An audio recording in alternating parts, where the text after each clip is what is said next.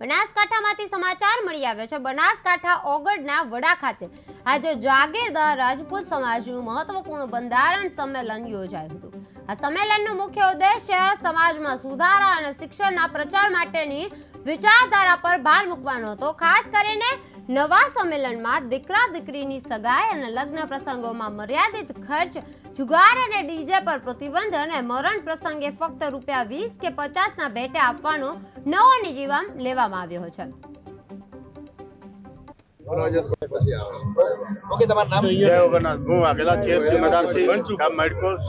ચાલુ સરપંચમાં હું અહીંયા આપણે વગર તાલુકાની અંદર જાગીરદાર સમાજ રાજપૂત ને અહીંયા બંધારણ વિશે અને શૈક્ષણિક રીતે જે આપણે અહીંયા મહાસંમેલન જ્યારે રાખવામાં વડા મુકામે આવ્યું છે ત્યારે સૌ અમારે આખા ગુજરાતથી જે સમાજના ભાઈઓ જે પધારેલા છે એમને સાથે લઈ અને ચાલવાનું છે અને જે વધારાના ખર્ચા માટે જે આપણે આયોજન રાખેલું છે જે મહાસંમેલન એમાં સૌ બધાની રીતે પોતપોતાની જવાબદારી એમને સંભાળી છે।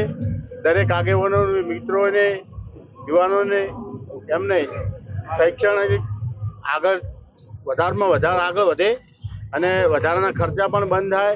જે સમાજના નિયમો જે કરવામાં આવ્યા છે તેમનું સૌ પાલન કરશે સમાજ।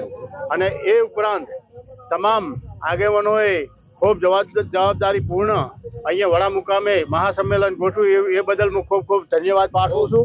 જય માતાજી, જય મહાકાલ।